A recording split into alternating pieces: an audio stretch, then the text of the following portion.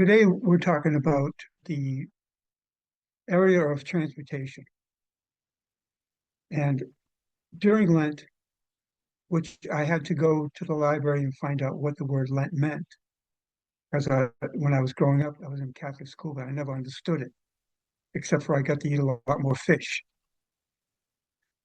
So I found that Lent, basically, the root of the word or the base of the word is to loan or to let go. And so today, we're going to talk about learning how to let go.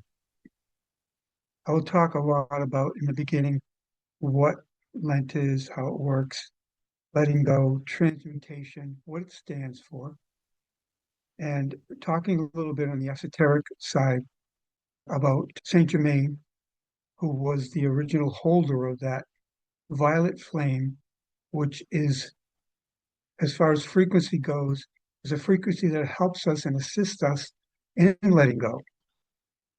So I'll talk about that and how that can work for you. And I also will give down to earth, grounded ways to steps go towards learning how to transmute things and what it is you need to watch for as you do that, along with maybe some things that are really important as far as airing, being aware of the consequences of making a commitment to work with that energy. Then I will work to the next point of giving you some things that will assist you in that whole process. We'll be working more with the high self at that point. So first, what I'd like to do is I'd like to say that I'm really thankful for Becky Howlett and her creating the Web of Unity and the spirit that she has put into it so far. And I also want to thank Lauren Henry for helping me out today with the technical part and getting it together. My name's Ralph. I am just another human here on the planet of school known as the Earth, and learning also about how to transmute and to learn about how I can learn more about myself through transmutation.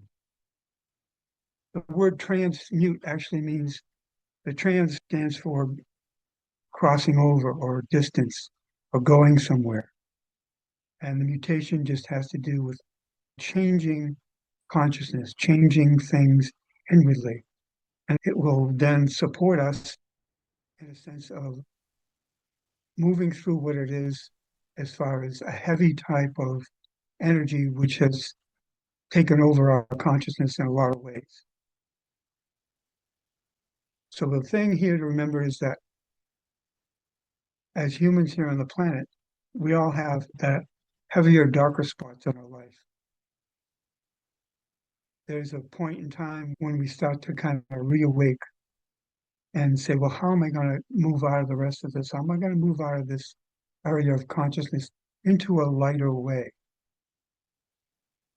And the little voice will usually give you that support and guidance because of the internal attitude that you have. There's a sense of really wanting to change and to become more who you are. And the cool thing is, when we accept this, that it is time for us to change, then what happens is a negative karma we've been building up is now present and we can see it. And the important thing to remember is, in this part, is that energy on the planet never really gets destroyed. It can only be motivated or transmuted or changed to a different frequency. The molecules can only be rearranged. Working with transmutation is a way to do that, to work with the energy you already have inside of yourself, and that's always been there. And you'll realize that once you start to transmute and work with those energies, that it's still in there and inside of you. And it's never gone anywhere. It's been waiting, being patient, which is really important because the reward of patience is patience. It takes a lot of courage to be willing to move into love. Courage will assist you to get that energy flowing. When the acceptance happens and there's a moving into consciousness of love, that spirit will be there for us. One of my favorite people of all time, as far as esoteric energy goes, and carrying that flame of the violet color, which is in coordination with our physical body, is the center of consciousness, which is the third eye, or the Tisra Til.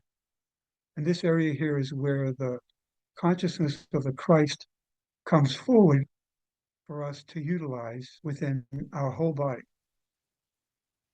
Saint Germain is a student of the Christ and knows of the qualities of transmutation and the violet flame and how it can assist us in moving through that heaviness. One of the ways that I've seen it work for myself, anyways, is in the past I've had imbalances with people. And I always thought that I was right and it was my way or no way. But then the little voice kept talking to me and saying, that's something's not right here. And I said, okay, what's going on? What do I need to pay attention to? And the little voice told me, you need to take full responsibility for this. So the little phrase, the buck stops here, comes into play. I said, okay, I'll do that. And when I did that, all that tension, all that fear of letting go dissipated. And I found myself telling this person that I apologized, that it was my fault. I take full responsibility for all this. So I hope you can forgive me. And when that happened, boy, I was lighter than air. And it was just a little thing like that that really inspired the spark inside of me to learn more about how to do this. And where else in my life have I done this? It may have been somebody from the past that I knew that I had trespassed with. So I need to clear that with them somehow. And, I would make a phone call, write a letter, anything I could do to balance that up. And the people who were probably not around anymore and that I didn't have contact with, I could allow myself to forgive myself. And if they had trespassed against me, I could allow myself to forgive them for their trespass. There's a great little saying, if they knew better, they do better. So I used that for myself for a long time. Well, if I know better, I do better. And I do know better. And that would come to me what I needed to do in a situation. The more I made that more concrete inside of myself, the more available it was for me in an instant and in any situation. And what happens now is that through that consciousness, what happens is I have a steadiness so that no matter what the situation is, there's a calmness and a relaxation. And again, the buck stops here.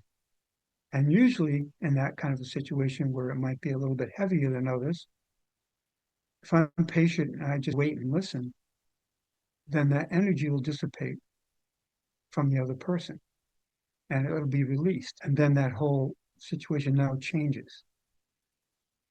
And I get to be free and the other person gets to be free of that karmic debt.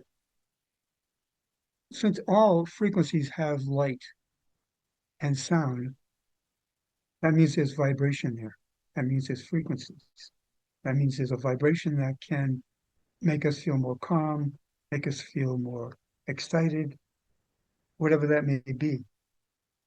And the violet flame, once we accept the fact that the violet flame works through the Christ consciousness, it works for the highest good,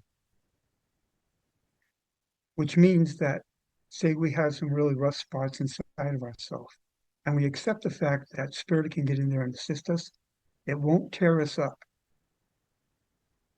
It will gently and calmly begin to remove those things where there is tension, fear, anger, anything that's been sitting in there for a long time. It'll just rotate it, move it around, like to the point where it's now transmuted and moved into a whole different kind of feeling. There are four different things that I'm going to talk about right now. These are the earthly things to help you to learn about transmutation. The first thing is I mentioned the idea of karma and actually admitting to the fact that you're not able to work and change this on your own. There's a humility that comes there. The ego is now being dropped. So when you pinpoint what it is you need to take care of, then there's a challenge there. And this karmic debt can now start to be released. And you can let go of it. So when internally you accept that and you say yes to that version of consciousness, then it'll work with you 100%. Because now there's a commitment. And you give yourself that consent to want to go to a higher frequency and a vibration. And that vibration is a greater love within inside of yourself. And you do this basically without any heavy drama. It's just very quietly from within. You may not ever even say and mention anything to anybody else because of the way you feel and the way you know it works. Your friends, they may notice that you've changed in some way. And this is the truth. And realize that there are no limits to what this light can do, this vibration. That's the third part. It'll keep going and keep working with you as long as you're willing and open to continue with it. The important thing is once you start this process and once you begin to get those results, and it'll be clear that you're getting those results, then it's really important afterwards to pay attention. The cost of letting go of these things is to pay attention afterwards. To be more conscious of what your thoughts are, what your words are that come out of your mouth, and how you handle any situation where there's anger. And that's like being steady inside and just letting that person have their anger moment. And I used to do this all the time with one of the women I was living with. She had a lot of things going on. I knew it.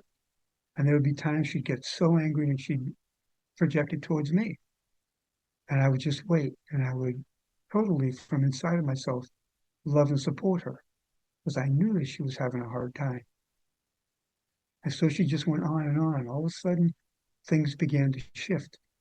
It was like a balloon deflating, and the energy dropped and dropped and dropped. And finally, she stopped. And she let go of that, and she realized what she had done. So she would say she was sorry and everything.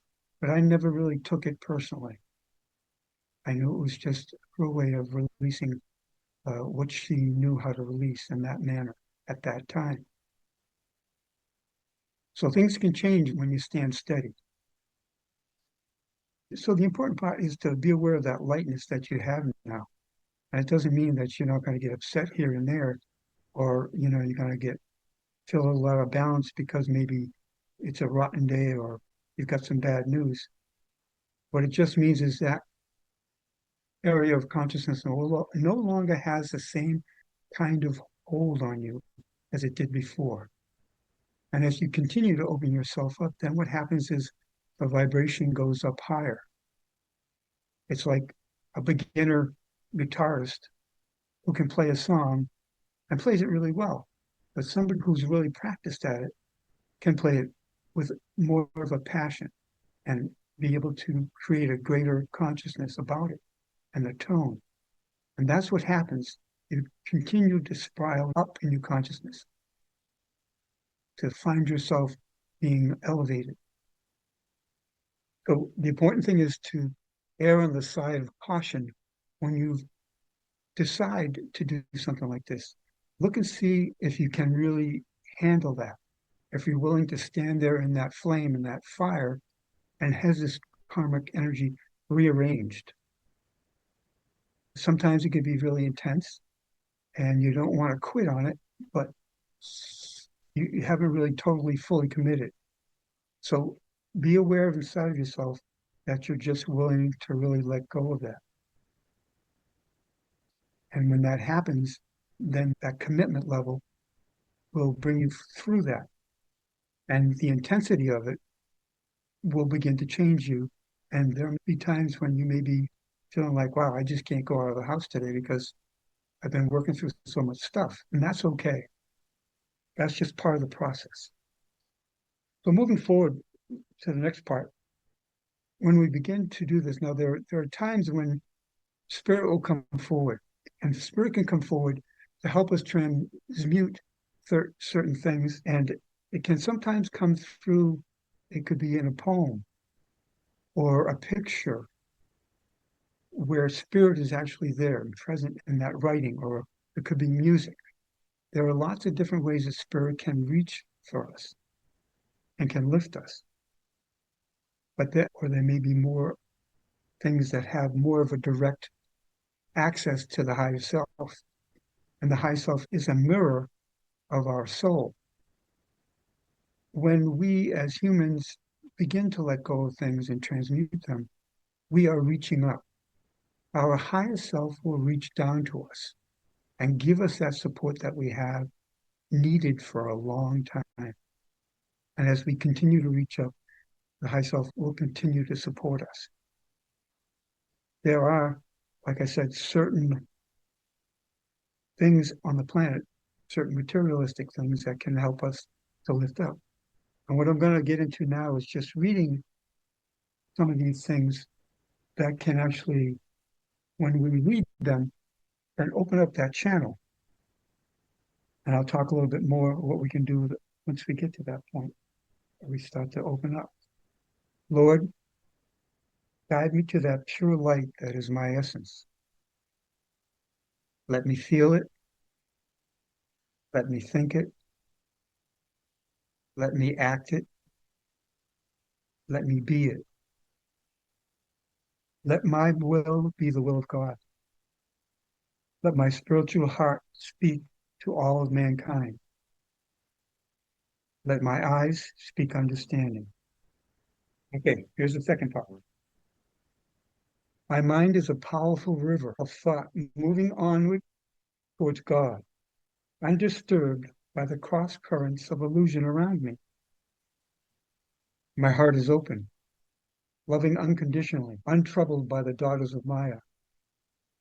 The light of God surrounds me, protects me, fills me, and I respond. The God in me responds. Lovers once parted, reunited. So the thing with prayers like this, since this is more direct, as far as I'm concerned, a direct line to our higher self, and things like this really inspire me when I read them. But then I decided at one point that I wanted to go a little bit deeper, and I would take one sentence at a time, and I would sit down and I would read it, and I would use my visualization to say, well, what does it feel like to have the light of God surround me and to fill me and protect me? And what would it look like to me? So I brought in a greater or deeper version of that so that it would lift me up and help me again to transmute things that have been keeping me down. It'll tap our unconscious and help to bring forth that truth and knowledge that we're looking for. Here's another one. Do you need me? I am there. You cannot see me, but I am the light you see by. You cannot hear me, yet I speak through your voice. You cannot feel me, yet I am the power at work in your hands, and I am at work though you do not understand my ways. I am at work though you do not recognize my works. I am not strange visions. I am not mysteries. Only in absolute stillness, beyond self, and you know me. as I am. And I am there, but as a feeling and a faith, yet I am there. Yet I hear you, yet I answer. When you need me, I am there. Even if you deny me, I am there. Even when you feel most alone, I am there. Even in your fears, I am there. Even in your pain, I am there. Holy cow. Wow. Hold on a second, folks. That was, I am there when you pray and when you do not pray. I am in you and you are in me. Only in your mind can you feel separate from me, for only in your mind are the myths of yours and mine. Yet only with you in mind can you know and experience me. Empty your heart of empty fears. When you get out of the way, I am there. You can of yourself do nothing, but I can do all and am in all. Though you do not see the good, good is there, for I am there. I am there because I have to be, because I am. Only in me does the world have meaning. Only out of me does the world take form. Only because of me does the world go forward. I am the law in which the movement of the stars and the growth of living cells are founded. I am the love that is the law's fulfilling. I am peace. I am oneness. I am the law that you can live by. I am the love that you can cling to. I am mere assurance. I am mere peace. To be one with you. I am there though you fail to find me. I do not fail you. Though your faith in me is unsure, my faith in you never wavers. Because I know you, because I love you, because I am there, beloved. This is a spiritual law. If you have a friend who's in need, maybe they're really depressed, give them this prayer. That'll help to lift them up. That's a way to transmute stuff. And this last one here, this will top it off for today. These are the rules of being human. And you may have read this before, but I'm going to remind you of it now. You will receive a body. You may like it or not, but it will be yours for the entire period this time around. You will learn lessons. You are enrolled in a full-time school called life. Each day you will have the opportunity to learn lessons. You may like the lessons or think them irrelevant or stupid. There are no mistakes, only lessons. Growth is a process of trial and error, experimentation. The failed experiments is as much as part of the process as the experiments that ultimately work. Number 4, a lesson is repeated until learned. A lesson will be presented to you in continuous forms until you have learned it. When you have learned it, you can go to the next lesson. Learning lesson does not end. There is no part of life that does not contain its lessons. If you are alive, then there are lessons to be learned. Number 6, there, quote unquote, is no better than here, quote unquote. When your there has become a here, you will simply obtain another there that will look better than here. Number 7, others are merely mirrors of you. You cannot hate something about another person unless it reflects to you something you love or hate in yourself. Number 8, what you make of light is up to you. We have all the tools and resources you need. What you do with them is up to you. The choice is yours. Number 9, the answers lie inside of you. The answers to life's questions lie inside of you. All you need to do is look, listen, and trust. Number 10, you will forget all this. So I want to thank you folks for giving me a chance today to share this with you. My final words to just to let you know that every day you have a chance to let go. And of course, choices whether or not you wish to at the time. And thank you for hanging in there and doing the best you can with every situation in life.